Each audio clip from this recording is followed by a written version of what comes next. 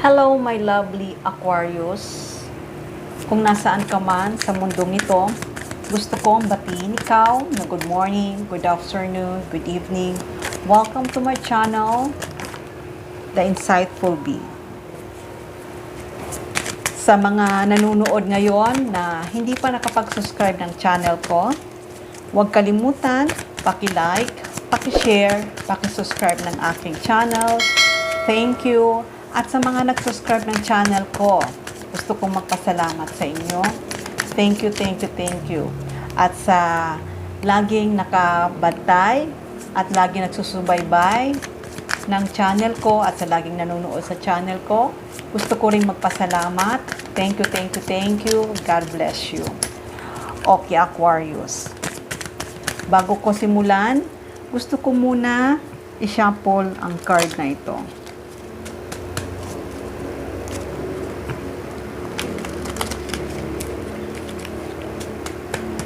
Okay, Aquarius. Alamin na natin ngayon kung ano nga ba ang mensaheng gustong iparating para sa iyo.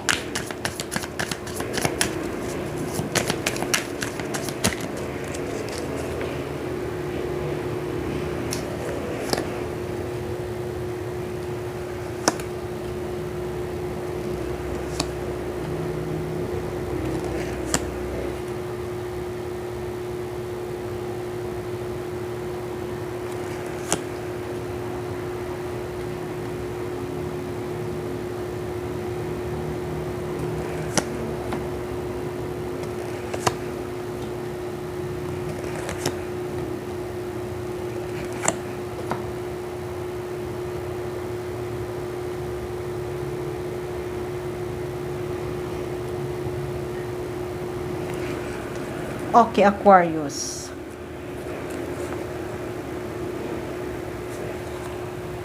Sa nakikita ko, Aquarius, ay may isang taong na na-obsess sa'yo. Ibig kong sabihin, itong tao na to ay maaaring may katungkulan ito sa buhay. Maaring boss mo to o manager mo to, na itong tao na to talagang sabihin na natin na patay ito sa'yo. In love na in love to sa'yo. Talagang na-attract siya sa'yo. Hindi ko alam, Aquarius, kung anong ginawa mo. Dahil itong tao na to, talagang gustong-gusto ka nito. Gustong-gusto ka nito makita, gustong-gusto ka nitong makausap, gustong-gusto ka nitong makasama. Basta itong tao na to talagang sa'yo lang talaga nakatingin. Dahil nga sa nakikita ko, in love na in love tong tao na to. In love na in love itong tao na to. Yun nga, hindi ko alam nga, Aquarius, ko anong ginawa mo to sa taong ito daw. Kasi talagang in love na in love ito sa iyo. Sobra ang pagmamahal nito para sa iyo. Kasi nakikita niya na para sa kanya, ikaw ang soulmate niya, ikaw ang the one niya. Kaya ngayon, nakikita niya talaga na ikaw talaga ang makakasama niya, ikaw ang future niya, ikaw ang soulmate niya. At sigurado siya na talagang ito talaga ang soulmate mo. Sigurado siya sa buhay niya na ikaw talaga ang soulmate niya. Kaya itong tao na to ay talagang na-obsess ito sa iyo. Na-obsess siya sa iyo in a right way, not in a bad way. Kaya sa nakikita niya talaga na ikaw talaga ang the one niya. Kaya itong tao na to, nakikita ko na gagawin niya ang lahat. Kahit magsinungaling siya, gagawin niya ang lahat para mapaniwala ka. Pero magsisinungaling siya in a good way. Sabihin na natin, example, na kunyari, sasabihin niya na, ay punta tayo sa ganito. Pero hindi mo pala alam na may surprise pala siya sa iyo. Na parang bibigyan kanya ng bulaklak, magdi-date kayong dalawa, kakain kayo sa mga restaurant. Ganun yun, in a good way. Hindi in a bad way. Kaya itong tao na to ay sobra ang pagmamahal nito para sa iyo. Okay, Aquarius?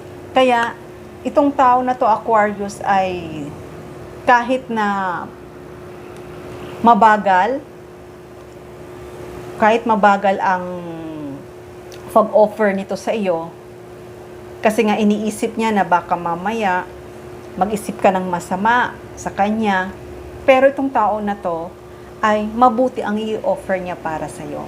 At handa siyang ipagtanggol ka niya, nandyan siya lagi para sa iyo.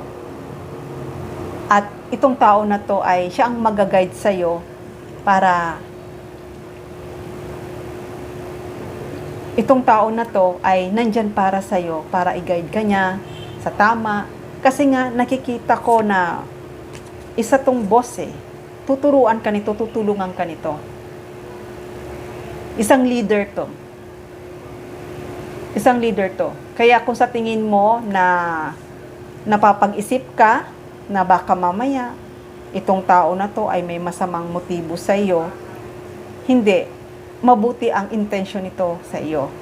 At hindi lang yon, talagang magiging masaya ka pagkasama mo to siya. Kaya kung dati ay may mga taong nang loko sa'yo, may mga taong nag-betray sa'yo, itong tao na to ay hindi kanya ibibetray.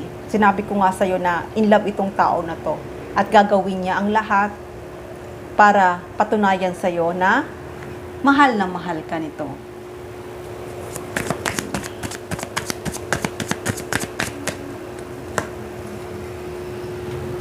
Sa ngayon, nararamdaman ko na nahihirapan to na mag-move forward kasi baka mamaya hindi mo matanggap siya. Kasi 'di ba sinabi ko may katungkulan to, boss ito.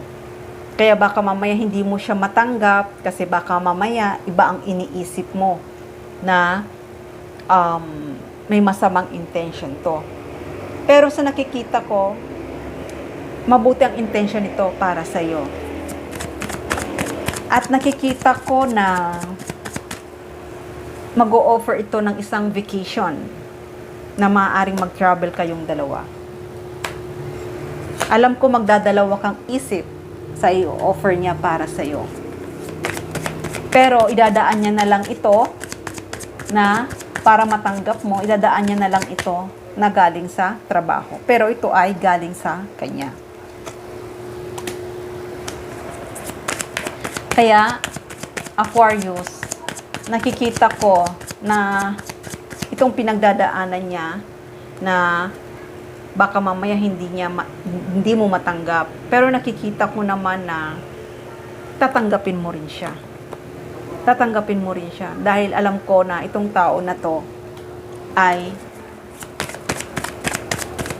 hindi mo rin siya iiwanan.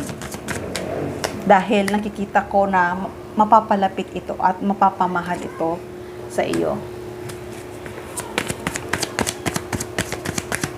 Kaya, gagawin ito ang lahat at patutunayan sa iyo na talagang totoo ang pagmamahal niya para sa iyo.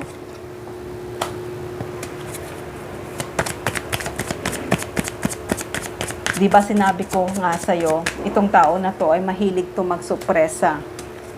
Susupresahin ka nito. Alam ko na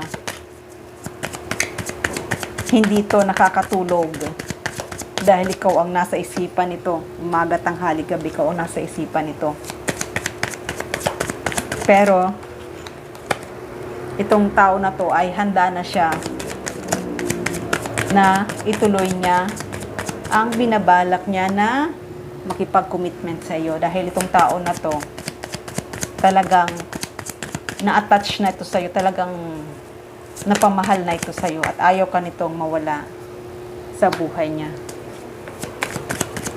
Mahal na mahal ka nito. Kaya ngayon, nag-iisip ito na kung kailan ba kayong dalawa, magiging kayong dalawa na maaaring magsama na kayo. Pero, kung tatanggapin mo ang offer na to, nakikita ko, magiging masaya ka, nakasama mo siya sa bahay. Magiging masaya ka kasama mo to sa isang bubong. Dahil, magiging masagana ang buhay mo dito sa taong ito. Hindi ka nito pababayaan dahil talagang responsable ito. At hindi lang yon, kung ano man yung mga pangarap mo, tutulungan ka niya na maabot mo yon. At hindi lang yon, talagang itong tao na to ay nandyan lagi para sa'yo. Hindi ka nito iiwan. Isang long-term relationship ito. Siya talaga ang magiging long-term relationship mo. Dahil itong tao na to, alam niya sa buhay niya na ikaw talaga ang para sa kanya. At sa'yo lang talaga to nakatingin. Sa'yo lang ito nakasubaybay. Kahit busy siya sa trabaho niya at marami siyang ginagawa, pero itong tao na to, ikaw pa rin ang pipiliin niya. Dahil sa taong ito, nakikita ko talagang tapat ito sa iyo, Aquarius. Itong tao na to, pag may in-offer sa iyo, pag may binigay ito sa iyo, nakikita ko pagbuksan mo.